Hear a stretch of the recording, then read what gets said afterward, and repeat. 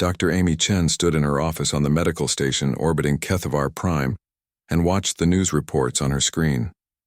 The alien news channels were calling it the human tantrum.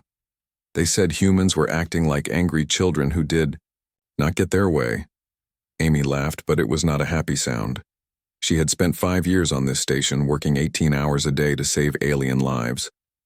The cancer treatment center she had built here saved over 10,000 Kethavar every month. Before humans came, cancer was a death sentence for their species. Her communicator buzzed. It was Captain Morrison's voice, speaking the words she had been waiting to hear for 3 years. Operation Courtesy is now over. Amy smiled and pressed the emergency shutdown button on her desk. Red lights started flashing all over the medical station.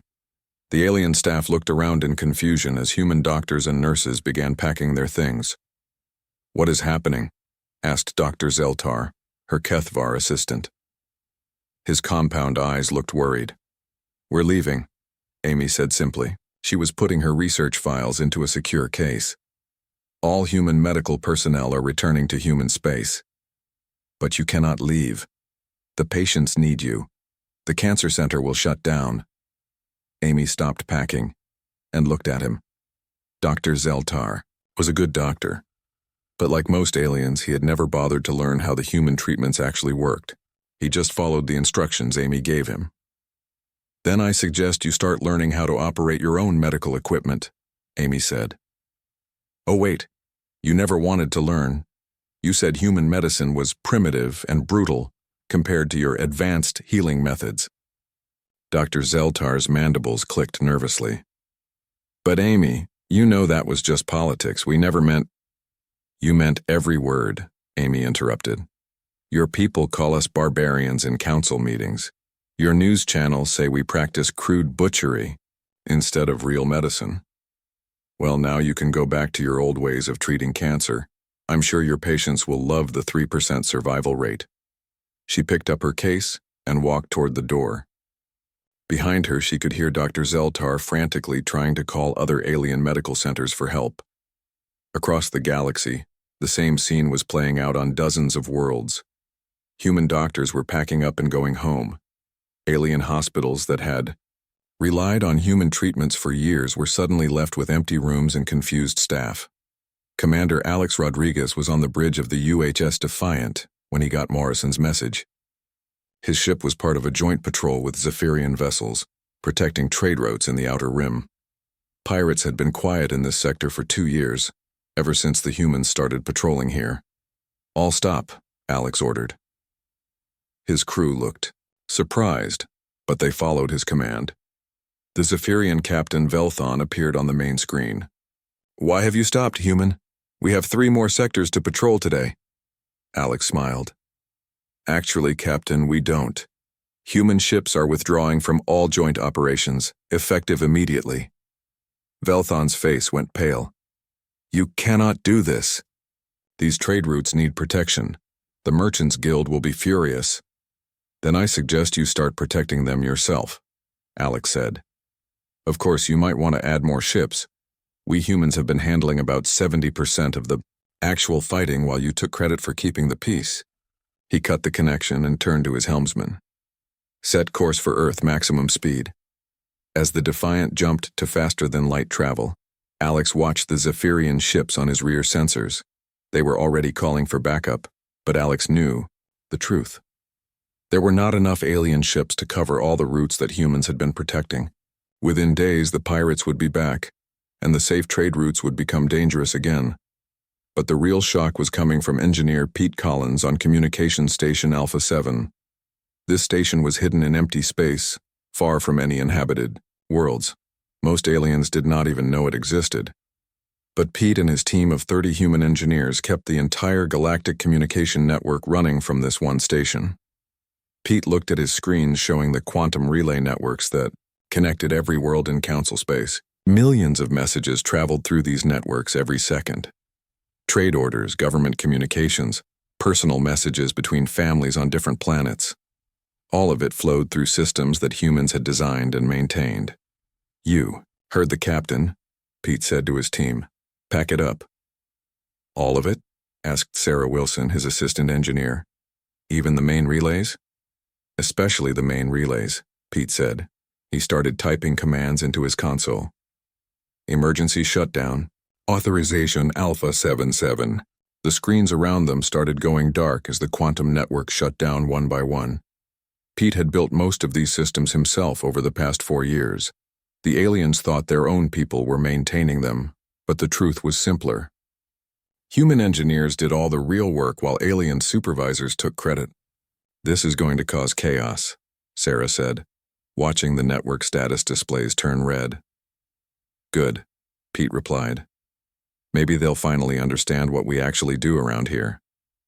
Within hours, the effects were being felt across the galaxy. Government. Buildings on council worlds found their communication systems failing.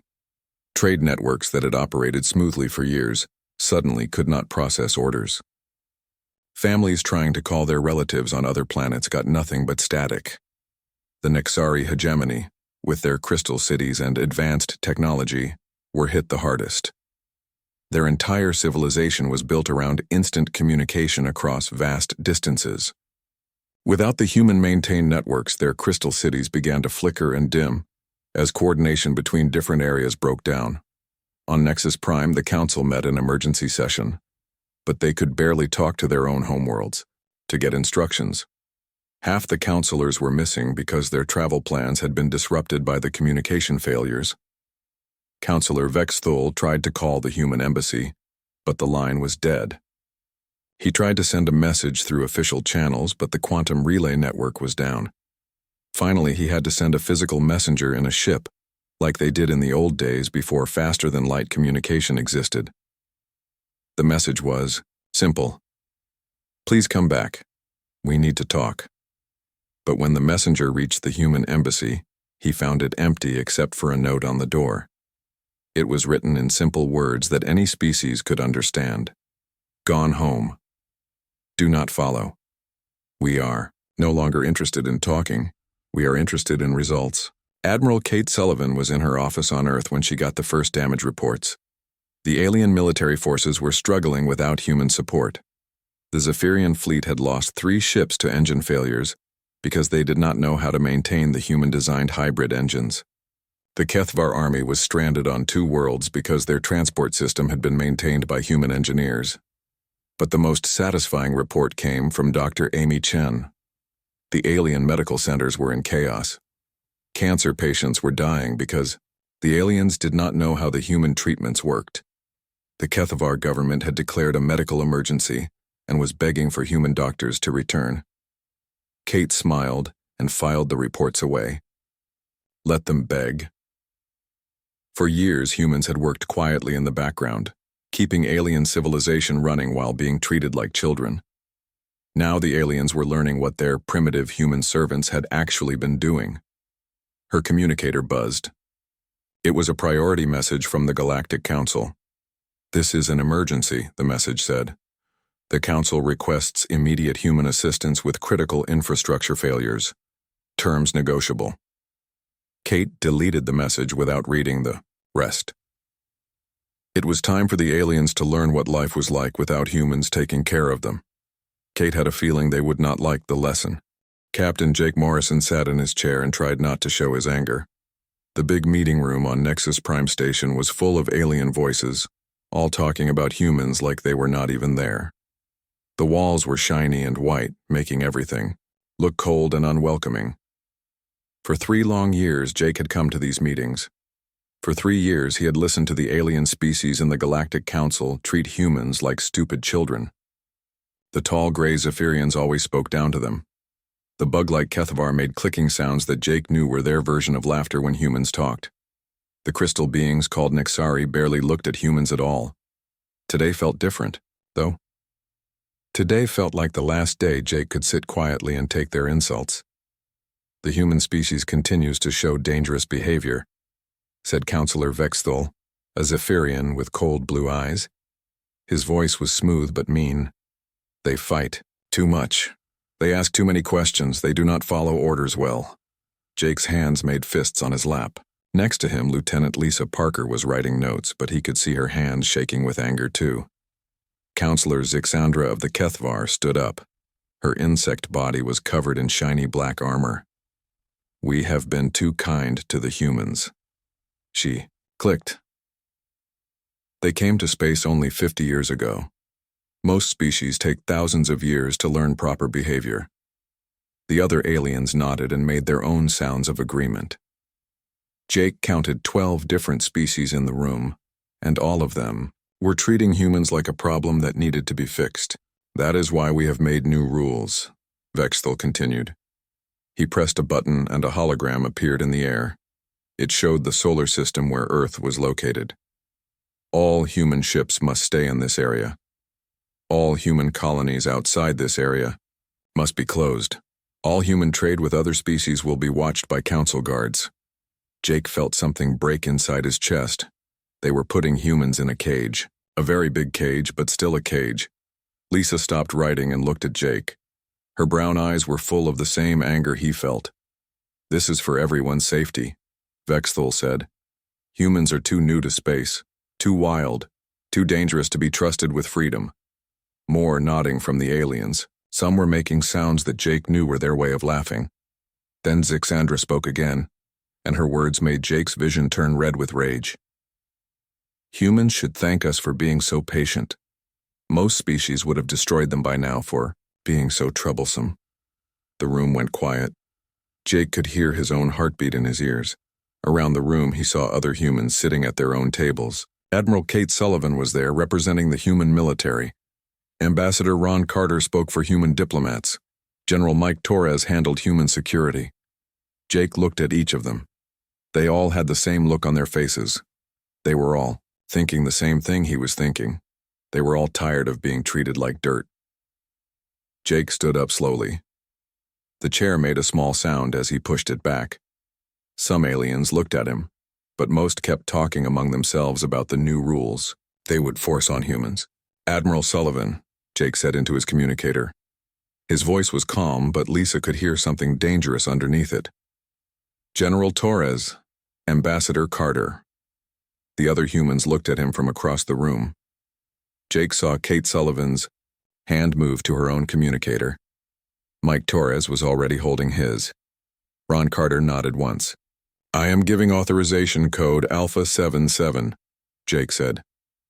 His voice was getting louder now.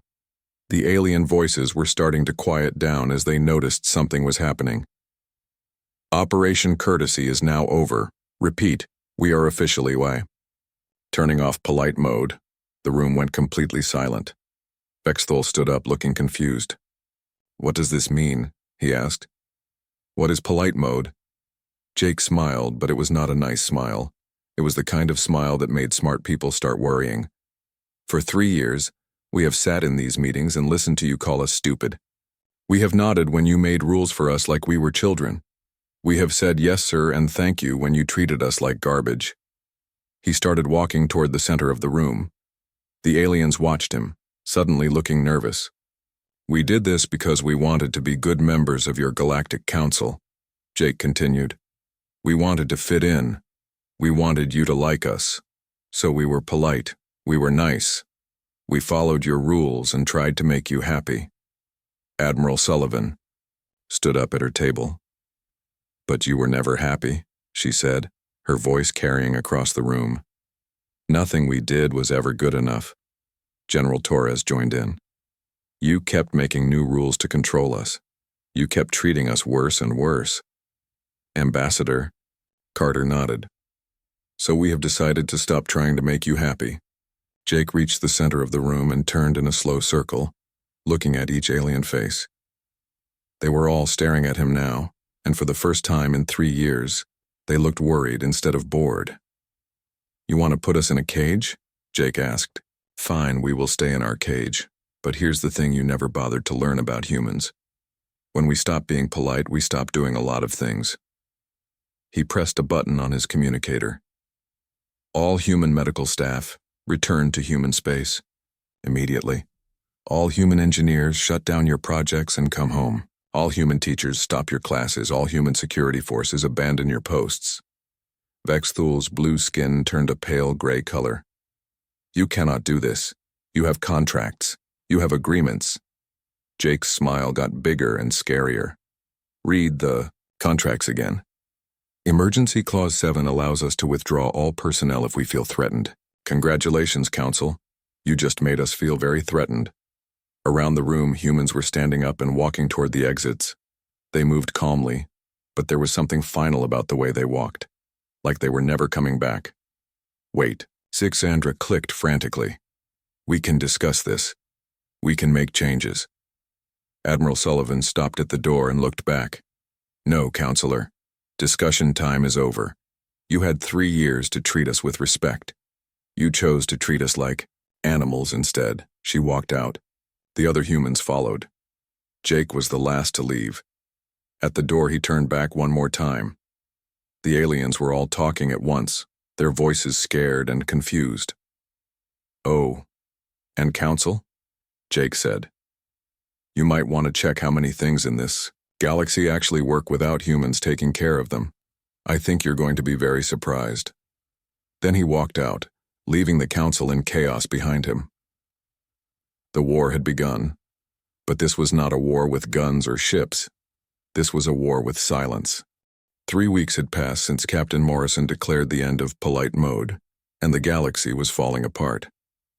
Ambassador Ron Carter stood on the observation deck of the human embassy ship, watching Nexus Prime through the transparent walls. The great station that had once been the shining heart of galactic civilization now looked sick. Half the lights were dim or flickering. Ships docked at the station moved slowly, like they were struggling with broken engines. Even from this distance, Ron could see maintenance crews working frantically on the outer hull. Sir, said Lieutenant Kelly Brooks, his aide, we're getting another message from the Council. They're asking for a meeting. Ron did not take his eyes off the station. What number is this? 47, sir. Delete it. Kelly hesitated. Sir, this one is marked as urgent. They're offering to discuss reducing the restrictions on human space travel. Now Ron turned around. His face was calm, but Kelly could see the anger burning in his eyes. Reducing? By how much? They're willing to allow human ships to travel to 3 additional star systems. Ron laughed, but it was not a nice sound. 3 systems. Out of 12,000 systems in Council space. How generous of them. He walked to his desk and activated the communication system. Get me Captain Morrison. Morrison's face appeared on the screen a few minutes later. He looked tired but determined. Ron, how are our friends on the Council doing? Badly, Ron replied. The station is running on emergency power. Their communication network is still down in most sectors, and they just offered us access to 3 more star systems if we come back. Morrison shook his head. They still don't understand. They think this is about travel restrictions. The reports from our people are getting more interesting every day, Ron said. Dr. Wilson sent an update from the agricultural colonies. Without human terraforming experts, the Nexari food production has dropped by 60%. Their crystal cities are starting to go hungry. What about the medical situation? Dr. Chen's reports are educational. The Kethvar have lost over 30,000 citizens to diseases that our doctors were treating routinely. The cancer treatment centers have completely shut down. And get this, they're trying to reverse engineer our medical equipment, but they can't figure out how it works. Morrison smiled grimly. Of course they can't. Amy designed those systems herself. Even our own doctors need 6 months of training to operate them properly. Ron pulled up another report on his screen. Colonel Adams sent this from the outer colonies. 3 Zephyrian fleets are stranded because their engines are failing. Turns out those advanced Zephyrian drives were actually hybrid designs that our engineers created. The Zephyrians provided the power cores, but humans designed the control systems. How many ships? Over 200 vessels, including 3 of their flagship dreadnoughts. Morrison whistled softly. No wonder they're getting desperate. Ron's communicator buzzed with an incoming call. He looked at the ID and frowned. It's Counselor Melthera of the Verdani. She's requesting a private meeting. The tree people? They were always the most reasonable ones. Should I take it? Morrison thought for a moment. Yes. Let's hear what she has to say. But don't agree to anything. Ron accepted the call. The screen filled with the image of a Verdani counselor. She looked like a tall tree with bark-like skin and leaves instead of hair. Her voice was soft and musical like wind through branches. "Ambassador Carter," she said. "Thank you for accepting my call. I hope we can speak honestly." "I'm always honest, counselor. The question is whether you're ready to hear it." Melthera's leaves rustled, which was how her species showed nervousness. "The council is concerned about recent developments. We had hoped we could reach some kind of understanding." "What kind of understanding?" "We are prepared to reduce the travel restrictions by 10%, and we would consider giving humans a voice in some council committees." Ron looked at Morrison, who shook his head with disgust. "Counselor," Ron said carefully, "let me make sure I understand this correctly. For 3 years you have treated humans like dangerous children. You have restricted our movements, questioned our intelligence, and insulted us in public forums.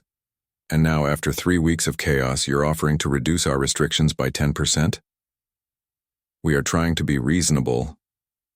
"No," Ron interrupted. "You're trying to get us to fix your problems while keeping us in chains. You're offering us slightly longer chains and expecting us to be grateful." Melthera's leaves turned a darker color. "Ambassador, you must understand our position. The council has protocols. We cannot simply change everything overnight." Ron stood up from his chair. "Counselor, do you know what humans call this situation?" "What do you mean?" "We call it leverage. For the first time in 3 years, we have your attention. For the first time, you're worried about what we think, and you're offering us 10%?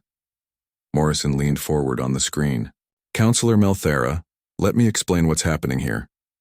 Your civilization is collapsing because humans are no longer propping it up. Your medical centers can't treat diseases. Your communication networks are down. Your fleets are stranded. Your colonies are starving. These are temporary problems. These are permanent problems," Morrison interrupted.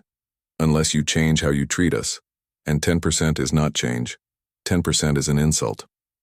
Ron smiled coldly. "Here's what I don't think you understand yet. Every day that passes, things get worse for you and better for us. Our colonies are thriving without council oversight. Our technology is advancing faster than ever. Our people are happy to be free from your constant criticism." He activated a holographic display showing images from human colonies. The aliens could see bustling cities, advanced factories, and happy human families. "We don't need you," Ron continued, "but apparently you need us very badly. So if you want our help, you're going to have to do better than 10%. Melthera's leaves were now trembling. "What do you want?" Morrison and Ron exchanged looks. They had been waiting for this question. "Complete equality," Morrison said. "Full voting rights in the council. Removal of all travel restrictions. Formal apology for 3 years of discriminatory treatment. That's impossible. The other species would never agree. Then they can continue watching their civilization fall apart," Ron said. "We're in no hurry." After Melthera ended the call, Morrison turned to Ron with a grin. "How long do you think it will take them to realize they have no choice?" Ron looked back at Nexus Prime, where another section of lights had just gone out. "I'd say about another week, maybe less." On Earth, President Dan Miller was reviewing the daily intelligence reports with his advisors. The news from across the galaxy was uniformly bad for the aliens and good for humans. "The Nexari hegemony is in complete chaos," reported General Torres. "Their crystal cities run on quantum networks that require constant maintenance. Without our engineers, they're losing power grid by grid." "Economic impact?" asked the president. "Catastrophic. The Galactic Trade Network has lost 40% of its volume. Most member species can't communicate well enough to coordinate large transactions." Defense Secretary Linda Hayes added her report. "Military situation is even worse for them. The Joint Defense Fleet is scattered because each species is recalling their ships to protect their own territory. Pirates are having a field day." President Miller nodded. "And our colonies?" "Thriving," General Torres said with satisfaction. "Without council regulations slowing us down, our industrial output has increased by 30%. Our research departments are making breakthroughs every day." "Mr. President," said Secretary Hayes, We're getting reports that several non-council species are asking about joining the human economic sphere. They're impressed by how well we're doing on our own." The president smiled. 3 weeks ago, the IDA Council thought we were primitives who needed their guidance. Now they're learning what happens when the primitives stop doing all the work. His aide brought him a priority message. It was from the Galactic Council marked with their highest urgency code. "Sir," the aide said, "they're calling for an emergency session. They want you to attend personally." President Miller read the message and laughed. "They want me to come to them after locking us out of council space?" He handed the message back to his aide. "Send a reply. Tell them if they want to talk to the President of Earth, they can come here." The aide looked surprised. "Sir, no alien leader has ever visited Earth." "Then it's about time they learned what our world looks like," the president replied. "Let them see what primitive humans have built with their own hands." Outside the window of the president's office, the lights of human cities stretched to the horizon. Spacecraft launched from orbital platforms, carrying human goods to human colonies. The sky was full of activity and hope. For the first time in 3 years, humanity was writing its own future, and the galaxy was finally paying attention. 2 months after humans stopped being polite, the Kethvar Empire was dying. Dr. Amy Chen stood in her laboratory on Earth, reading the medical reports that were coming in from across Kethvar space. The numbers were terrible, but not surprising. Without human doctors and human medicine, the bug-like aliens were facing diseases they had not seen in decades. The worst was the Red Plague. It was an old Kethvar disease that attacked their nervous systems. Before humans arrived, it killed 90% of those who caught it. Human doctors had developed a treatment that reduced the death rate to almost zero. Now, with all human medical staff gone, the plague was back and spreading fast. "Dr. Chen," her assistant called from across the lab, "you have an incoming transmission, Priority Alpha." Amy looked up from her reports. Priority Alpha meant it was coming from an alien government.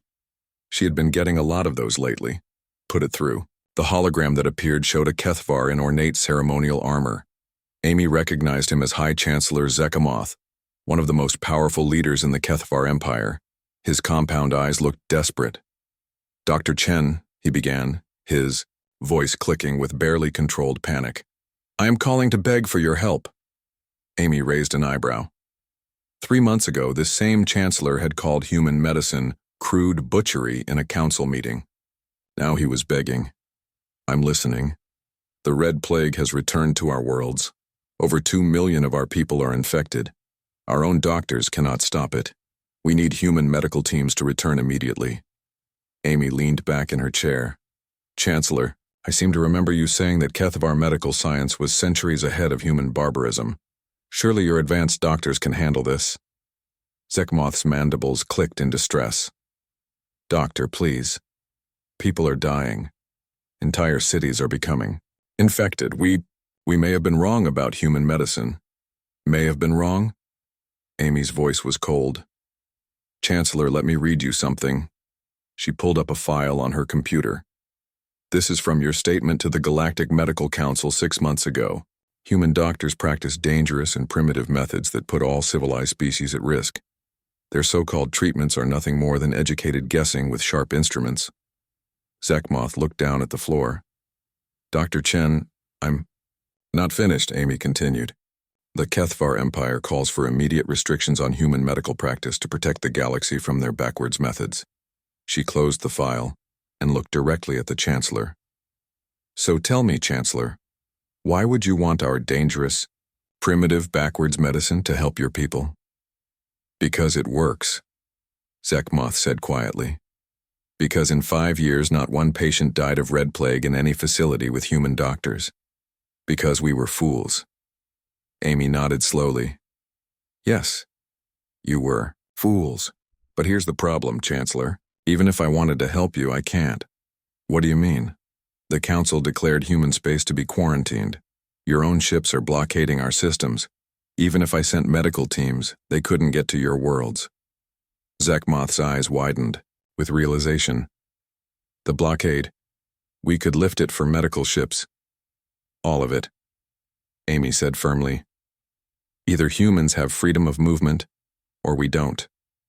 I won't send my people into space where they can be trapped again the moment you feel better. The Chancellor's image flickered as he struggled with her words. Finally, he spoke. What would it take for human medical teams to return? That's not my decision to make, Amy replied. You'll have to talk to people much more important than me. She cut the transmission and went back to her work. 20 minutes later, her communicator buzzed with a call from President Miller. Amy, the president said, I just got an interesting call from the HFY Chancellor. Let me guess. He wants our help with the plague. Among other things, he's offering to withdraw all HFY ships from the blockade around human space. Amy snorted. Just the HFY ships? What about the Zephyrians and Nexari? That's the interesting part. He says he's willing to argue our case to the other council members. In exchange for medical help. That's what he's hoping. Amy thought for a moment. Mr. President, how many HFY are we talking about saving here? Current estimates are about 10 million infected, with the number growing every day. 10 million lives. Amy had become a doctor to save lives, not to watch people die for political reasons. But she also remembered 3 years of being treated like an ignorant savage by these same people. What do you think, Amy? The president asked. I think, Amy said slowly, that if the HFY want to survive, they need to convince their council friends that humans deserve respect. Let them do the work of changing minds instead of us begging for acceptance. Meanwhile, on Nexus Prime Station, the emergency council session was not going well. Councillor Vexthul of the Zephyrians stood at his podium, but he looked different than usual. His normally perfect uniform was wrinkled, and his skin had a gray tint that showed stress. The situation is becoming critical, he announced to the half-empty chamber. Many council members could not attend because their ships were broken or their communication systems were down. Our preliminary analysis shows that humans were involved in far more of our infrastructure than we realized. Councillor Melthara of the Verdani rustled her leaves nervously. How much more? Vexthul activated a holographic display that showed the galaxy. Red areas marked places where systems were failing. There was red everywhere. 87% of interstellar communication networks were maintained by human engineers, he began. 73% of medical facilities in council space used human-developed treatments. 62% of our food production depended on human agricultural techniques. The chamber fell silent as the numbers sank in. Furthermore, Vexthul continued, his voice getting quieter. 49% of our military vessels used hybrid engine designs that required human technical support. Councillor Zixandra of the HFY clicked her mandibles angrily. This is impossible. Humans have only been in space for 50 years, and yet, said a new voice, here we are. Everyone turned to see Councillor HFY of the hegemony floating into the chamber. The jellyfish-like alien rarely spoke in council sessions, but when he did, everyone listened. His species was known for their intelligence and their brutal honesty. Councillor HFY, Vexthul said, thank you for joining us. I did not join you to exchange pleasantries. HFY replied, his tentacles waving dismissively. I came to point out that we are idiots. Several councillors started to protest, but HFY continued. For 3 years we have treated the humans like children, while they quietly took care of us like we were the children. We mocked their medicine while it saved millions of our people. We laughed at their engineering while it kept our ships flying. We dismissed their intelligence while they solved problems we could not even understand. He floated to the center of the chamber, and now when they have stopped taking care of us, we sit here arguing about how to force them to come back. We still think we are in charge. Zixandra's compound eyes glittered with anger. Are you suggesting we surrender to human demands? I'm suggesting, HFY said calmly, that we admit the truth. We need them far more than they need us. The chamber erupted in angry voices. Some councillors shouted that humans were trying to blackmail them. Others demanded military action to force human compliance. A few suggested negotiation, but they were shouted down by the others. HFY watched the chaos with disgust. Finally, he spoke again, his voice cutting through the noise. While you argue about your wounded pride, your people are dying. The Kethvar are facing a plague they cannot cure. The Nexari cities are going dark. The Zephyrian fleet is stranded in deep space. And every day we delay, more of our citizens suffer. He turned toward the exit. I will not waste more time on this foolishness. My government will be contacting Earth directly to discuss terms. As he left the chamber, other counselors began to murmur among themselves. If the hegemony broke ranks and made a separate deal with humans, it would start a cascade of individual negotiations.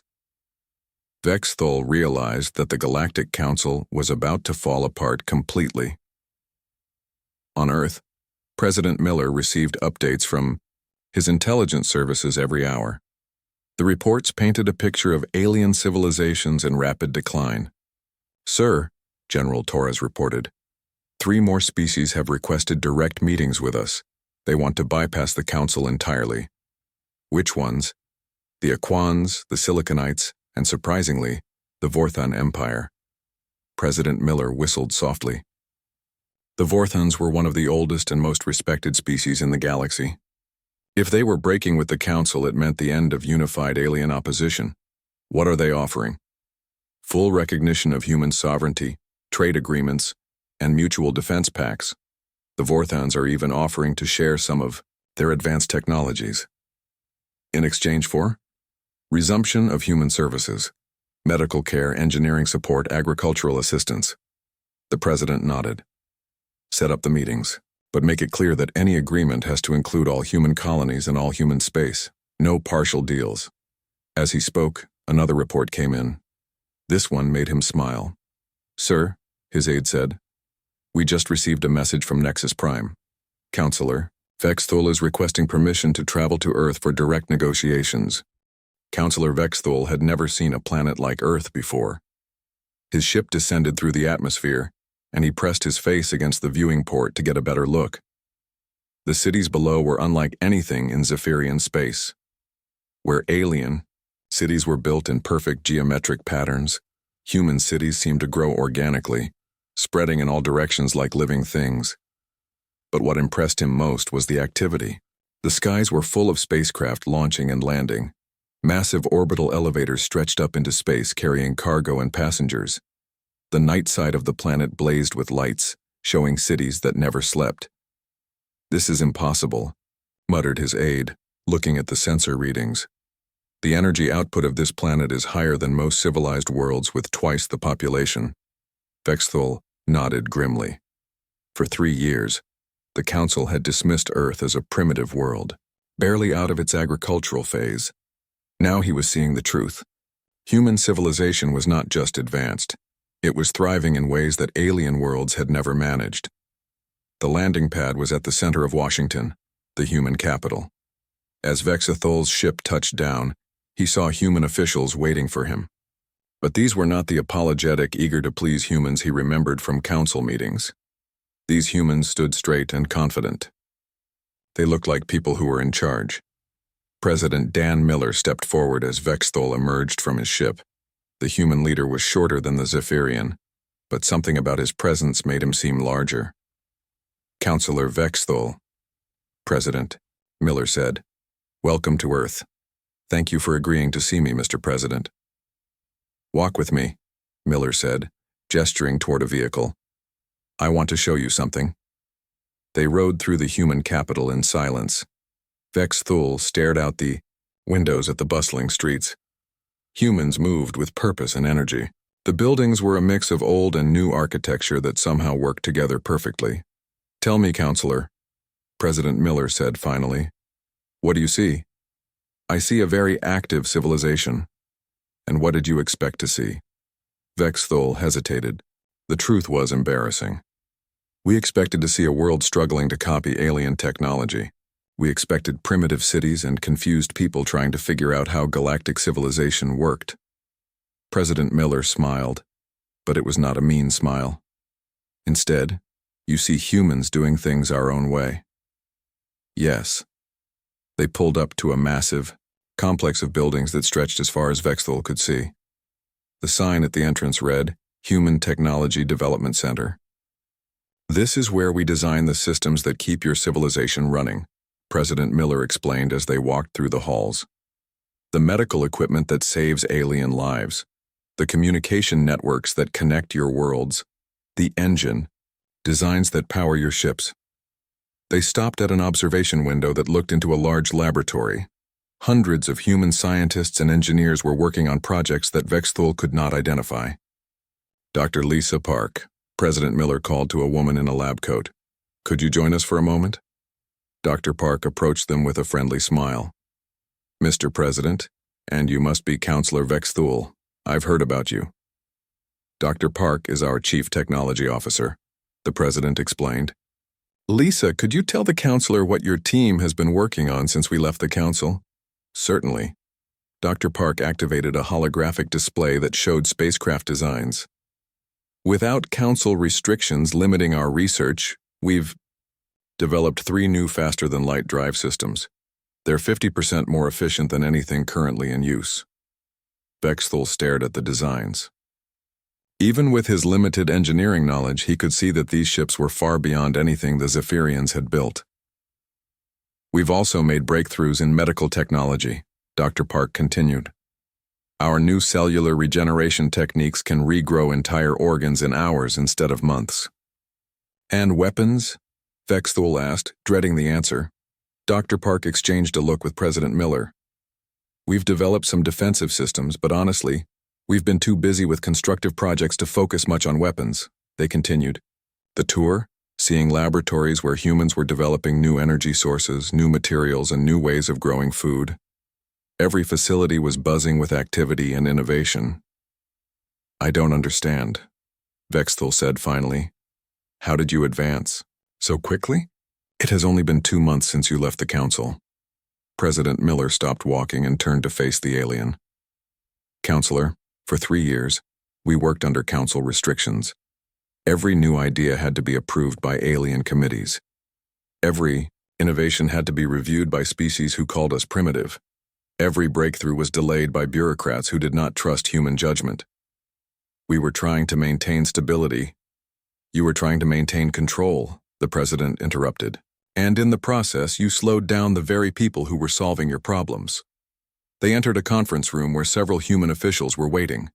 Vexthul recognized Admiral Kate Sullivan and Ambassador Ron Carter from the council. Meetings. But like President Miller, they looked different now. More confident. More certain of their worth. Counselor Vexthul, Admiral Sullivan said, we understand you have a proposal for us. Vexthul activated his own holographic display. The Zephyrian Empire is prepared to offer significant concessions in exchange for resumed human cooperation. The display showed a list of proposed changes to the restrictions on human space travel. We would increase the number of systems humans can visit by 25%, Vexthul began. We would grant humans observer status on 3 council committees, and we would reduce inspection requirements for human cargo ships by half. The room went silent. The humans looked at each other with expressions that Vexthul could not read. Finally, Ambassador Carter spoke. Counselor, let me make sure I understand this correctly. Your civilization is collapsing without human support. Your ships are stranded. Your people are dying of diseases we know how to cure. Your communication networks are down. The situation is challenging, Vexthul admitted. And your response is to offer us a 25% increase in travel.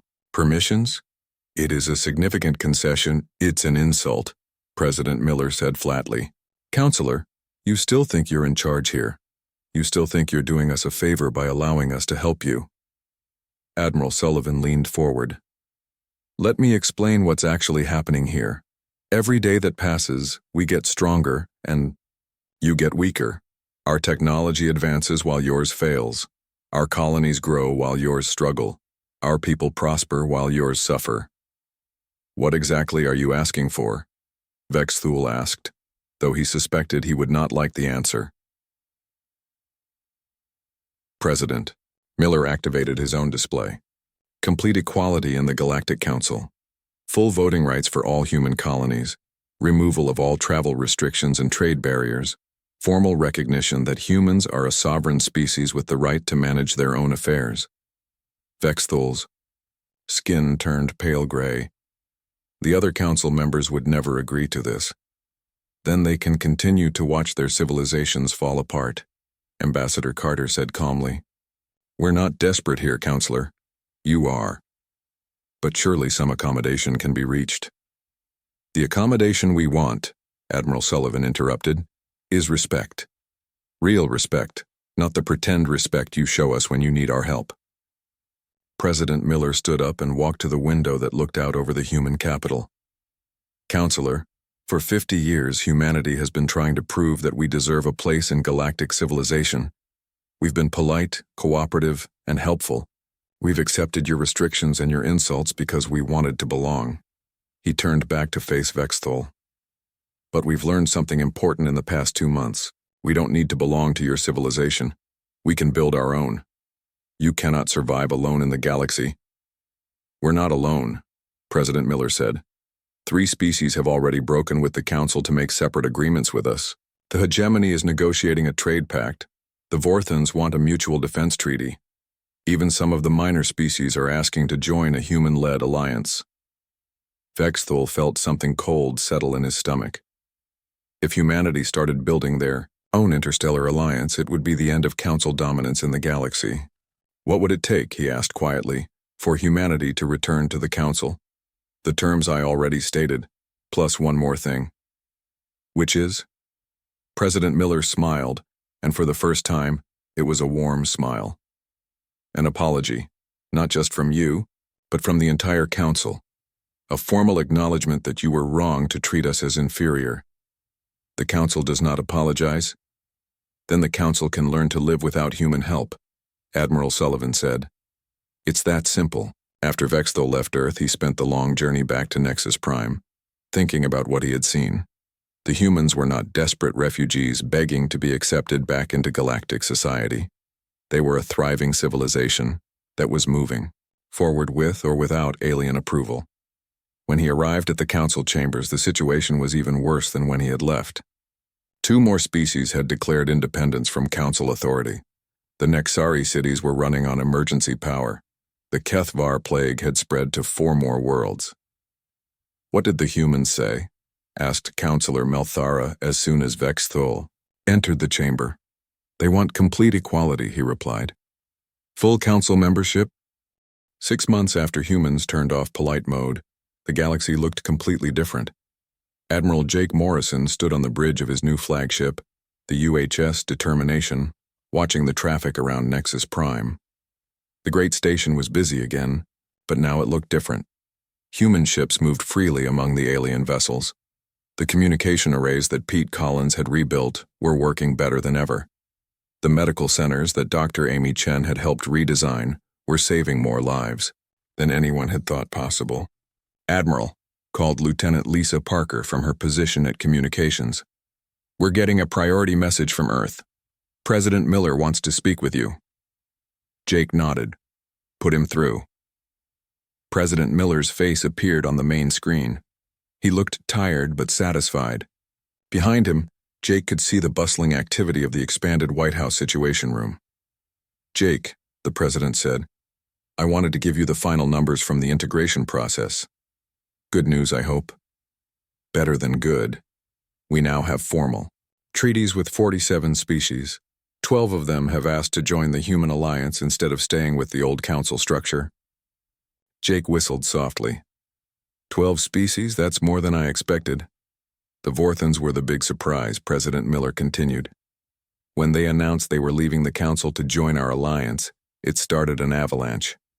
Turns out, a lot of species were tired of Council bureaucracy and restrictions. What about the Council itself? Still functioning, but barely. Only 18 species remain as full members. The rest have either joined us or signed separate agreements that give them more independence. Jake looked out at Nexus Prime again. The station was still the center of galactic civilization, but now it operated under new rules. Human rules based on cooperation instead of control. Sir, Jake said, permission to speak freely? Always. A year ago, if someone had told me that humans would be running half the galaxy, I would have thought they were crazy. President Miller laughed. Jake, we're not running the galaxy. We're just showing everyone else how to run it properly. After the call ended, Jake walked through the corridors of his ship. The Determination was a new class of human vessel, built with technologies that had been developed after the Council restrictions were lifted. It was faster, more efficient, and more powerful than any ship in space. But what made Jake proud was that it had been designed not for war, but for exploration and cooperation. In the medical bay, he found Dr. Amy Chen reviewing patient reports from across the galaxy. "How are our alien friends doing, Doctor?" Jake asked. Amy looked up from her work and smiled. "Much better now that we're working together instead of being ordered around. The Kethvar plague has been completely eliminated. We've established joint medical research facilities on 15 worlds. And the best part? The alien doctors are actually learning our techniques instead of just following orders. That's a big change from the old days." "The biggest change is in attitude," Amy explained. "Before, alien medical staff treated us like dangerous amateurs who might accidentally hurt someone. Now they treat us like colleagues who might teach them something new." Jake nodded. "What about the research projects?" "Amazing progress. When we're not spending half our time filling out council oversight forms, we can actually focus on saving lives. We've developed cures for 3 diseases that have plagued alien species for centuries." In the engineering section, Jake found Pete Collins working on upgrades to the ship's quantum communication system. "Pete," Jake called, "how's the new network holding up?" Pete looked up from his work, grease stains on his uniform but a big smile on his face. "Admiral, it's like night and day. The old council network was designed by committee with every species wanting their own special modifications. It was slow, unreliable, and impossible to maintain. And now? Now we built it right the first time. Standardized components, modular design, built-in redundancy. And here's the best part. We're training alien engineers to maintain it themselves. No more secret knowledge that only humans understand." "Why the change in approach?" Pete put down his tools and thought for a moment. "Under the old system, keeping our technology secret was the only way to stay valuable. If the aliens could do everything themselves, they would have kicked us out entirely. But now that we're partners instead of servants, we can share knowledge without worrying about being replaced." Jake continued his tour, visiting every department on the ship. In each section, he found the same thing. Humans working alongside, aliens as equals, sharing knowledge freely and accomplishing more than either species could do alone. On the observation deck, he found Ambassador Ron Carter looking out at the stars. "Beautiful view," Jake commented, joining him at the window. "It is," Ron agreed, "but what makes it really beautiful is knowing that we're finally seeing it as free people." "Any regrets about how things went down?" Ron considered the question. "I regret that it took so long. I regret that we spent 3 years being polite while they treated us like children. But I don't regret standing up for ourselves. The council members who are left seem to have learned their lesson."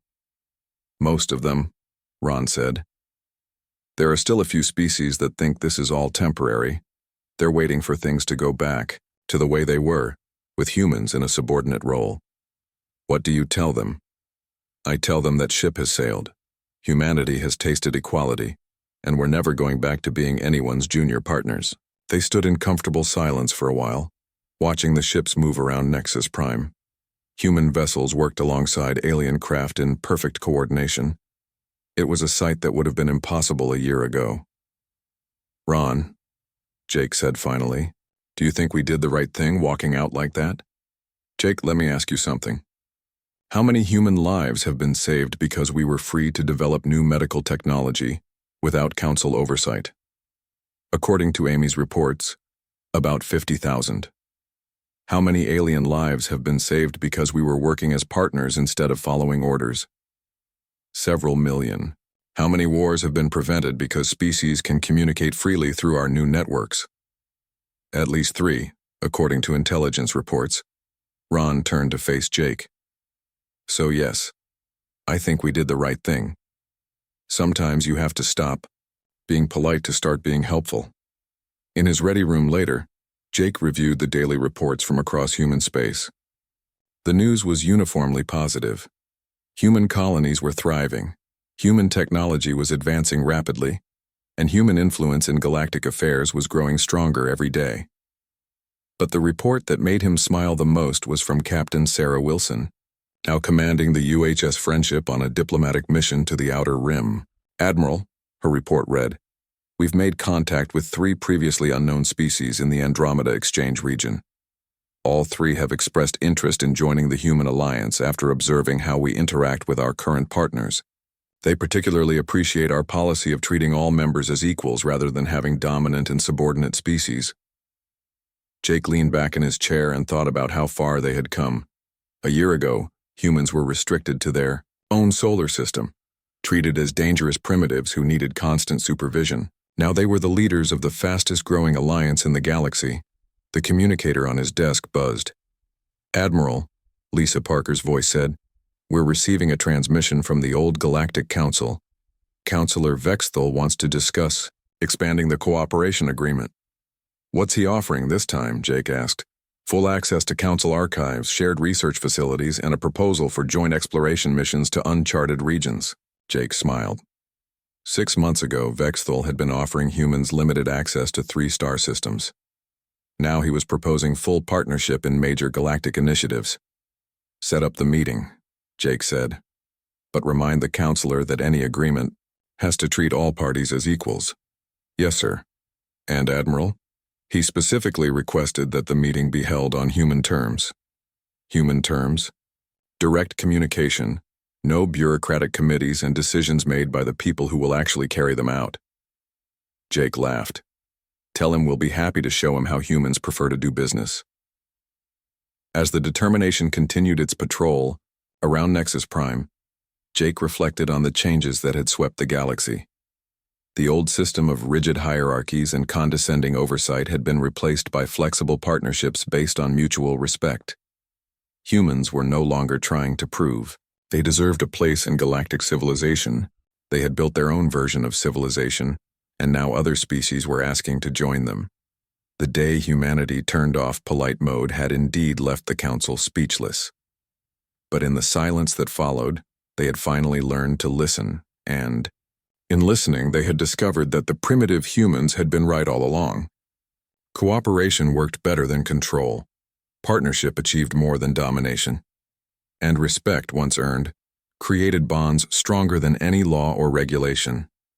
The galaxy was finally learning to speak humanity's language, the language of equals, working together toward a common future, and that future looked very bright indeed.